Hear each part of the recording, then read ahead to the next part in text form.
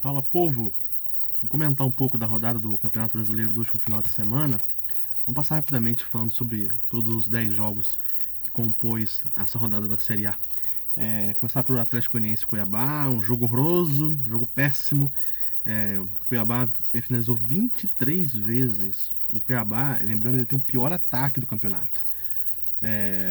E finalizou 23 vezes. Muito por causa que no final do jogo, no final do primeiro tempo, aliás, teve uma expulsão do time do Atlético Goianiense. O jogador foi expulso. O primeiro tempo ficou 7-7 finalizações. No segundo ficou 16-1 pro Cuiabá. Mas, como é o pior ataque do campeonato, não podia esperar outra coisa, né? O jogo caminhou para 1-1 mesmo. E assim, um jogo muito fraco. Duas equipes.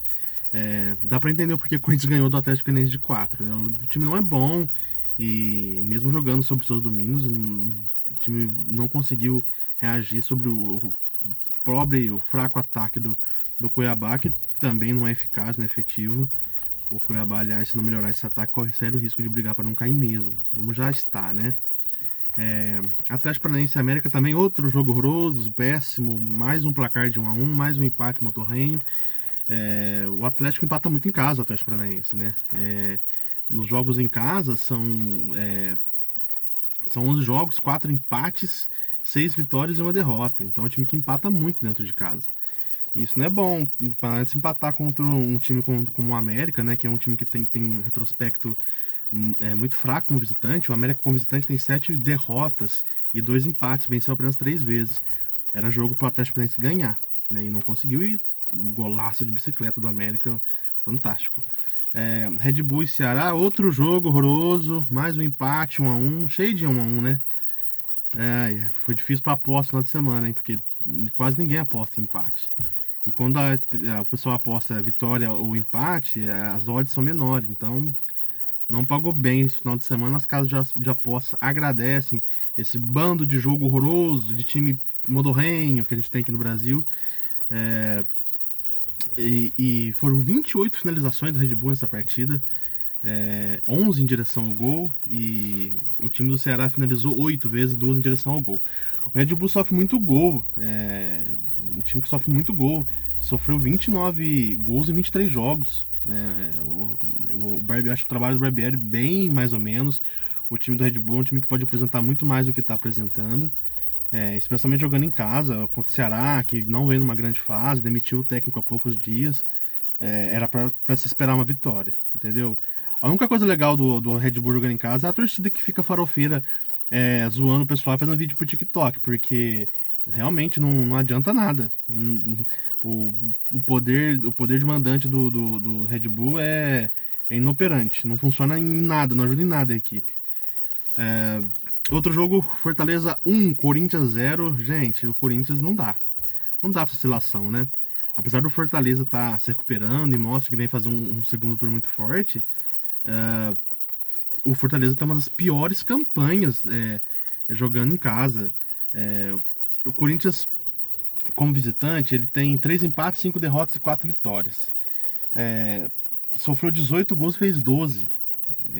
Não é um grande visitante também, né? E o Fortaleza é o time que mais empata dentro de casa. São 6 empates. E é um time que faz pouco gols, né? O pior ataque como mandante. O time tem o comandante é o time que faz menos gols. E fez 1-0, se retrancou e o Corinthians não consegue entrar. O Corinthians tem uma dificuldade, apesar do jogo contra o Atlético Goianiense. Foi um jogo fora da curva. Eu ainda acredito que o Corinthians tem muito a melhorar ofensivamente. E o Fortaleza fez 1-0, ficou trancado ali e conseguiu levar esse placar até o final. Um jogo bem fraco também, bem ruim, né? Um jogo nota 6, 6,5 com muita vontade. Jogo nota 6, 6,5 com muita boa vontade, porque foi um jogo bem ruim mesmo. Fluminense e Curitiba, um passeio do Fluminense. Fluminense recuperando aí depois da derrota na última rodada, ganhou de 5-2. Um time que fez uma grande partida, jogou muito bem. Esse foi um bom jogo de se ver. Apesar de eu não confiar no Diniz, acho que o time dele uma hora ou outra vai entregar. Acho que o Corinthians vai passar pelo Fluminense na Copa do Brasil, mas é um jogo agradável de se ver, é um bom jogo de futebol para se ver. Os times treinados por Fernando Diniz, isso não pode se negar. O Botafogo empatou. O Botafogo empatou com o Juventude 2-2. O Juventude, que eu acho que esse aí vai cair. Tem o segundo pior ataque do campeonato. Tem a segunda pior defesa do campeonato. Um time que vinha de 3 derrotas. Conseguiu esse empate com o Botafogo. O Botafogo tem muito problema defensivo ainda. O time sofreu 28 gols em 23 jogos. Sofre muito gols ainda. É um time bem inconstante, apesar de já ter evoluído alguma coisa, mas é um time que vai lutar para não cair. Acredito que não vai cair, que tem times piores que o Botafogo. É um começo de projeto. Eu acredito que o Botafogo. Eu tenho muita expectativa com o projeto que o Botafogo tem para o futuro. Mas por esse campeonato é isso daí. E assim, pro Botafogo é um bom resultado. Sem jogar fora contra o Juventude, empatar, tá legal. Para as pretensões do Botafogo. Mas podia ter ganhado. O Juventude não atravessa uma grande fase. Time, nossa, muito ruim defensivamente. O ataque também produz alguma coisa. Não é um ataque que não produz nada, mas de efetividade é uma lástima. Palmeiras, Flamengo, eu acho que esse jogo aí comprovou que o Flamengo tem a melhor equipe e o melhor elenco do Brasil. O Flamengo com os reservas estava ganhando de 1-0 e jogando bem contra o Palmeiras, encarando o Palmeiras. O Palmeiras no primeiro tempo ficou muito aquém daquilo que se espera de um time jogando em casa e com outro time utilizando as reservas, gente. O Flamengo finalizou mais ao gol do que o Palmeiras, foram 6 finalizações a 3. O time que teve mais chances claras, grandes chances de gol, o Flamengo teve do que o Palmeiras. Apesar do Palmeiras ter melhorado no segundo tempo, não foi efetivo. Aquilo que eu sempre digo, assim, os dois estilos de futebol, eles são vencedores, tanto do Flamengo como do Palmeiras. Só que todo mundo quer ver. O outro, todo mundo já tá de saco cheio de ver, que é o estilo do Palmeiras. A única pessoa que para pra assistir o jogo do Palmeiras hoje em dia é o torcedor palmeirense. Tá legal, tá ótimo. Pro torcedor palmeirense não é ruim. Eu acho que o torcedor palmeirense acha que o futebol do Palmeiras é um grande futebol. Quando o São Paulo do Muricy jogava assim, a gente que era torcedor de São Paulo, a gente também achava que era um grande futebol, mas não é. É por isso que eu falo, a marca Flamengo, o poderio de atração do Flamengo hoje, ela é muito maior. Por tudo que cerca o Flamengo, pela repercussão que o Flamengo dá, pelo estilo de futebol que o Flamengo dá. Você pega uma noite no Maracanã que o time joga bem, faz 4, 5 gols, repercute, reverbera muito mais. É muito mais atrativo você querer por um jogador jogar no Flamengo hoje do que no Palmeiras. Mas enfim, são visões de futebol, respeito quem pensa o contrário, mas ainda acho que o Palmeiras pode jogar muito mais do que joga. E eu vejo esse time sendo muito elogiado por um futebol que ele não apresenta. É surreal. A quantidade de oportunidades que o Palmeiras pode criar e não cria, a quantidade de chances de finalizar que não finaliza, muito chuveirinho na área, muito cruzamento, muito dependendo de jogadas individuais do Dudu, do Scarpa e do próprio Veiga. Então, assim, é um time que fica muito aquém daquilo que eu espero de um time de futebol.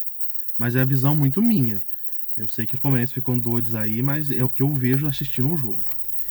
Santos São Paulo, São Paulo reserva. São Paulo finalizou mais do que o Santos na partida. Teve 71% de posse de bola, mas é o famoso arame liso, né? O São Paulo cerca, cerca, cerca e não machuca ninguém. Essa é a grande realidade.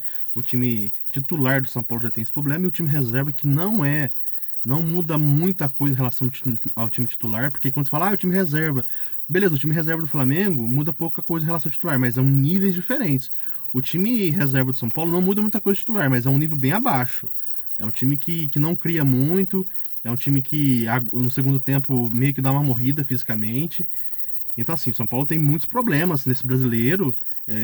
São Paulo tem que pensar em brigar para Libertadores, porque, gente, a chance do São Paulo ganhar a Sul-Americana ou a Copa do Brasil não é tão grande assim. Na Copa Sul-Americana ele até tem um certo favoritismo, assim, pela tradição do clube, mas eu não confio que o São Paulo vai ganhar a Sul-Americana e muito menos a Copa do Brasil. Então o time faz um campeonato muito, muito seguro que vai ganhar uma dessas competições. Porque é o time que empata demais, é o time que mais empata no campeonato, não vence jogos, e daqui a pouco a distância pro pessoal da Libertadores vai ficar muito grande, vai ficar inalcançável.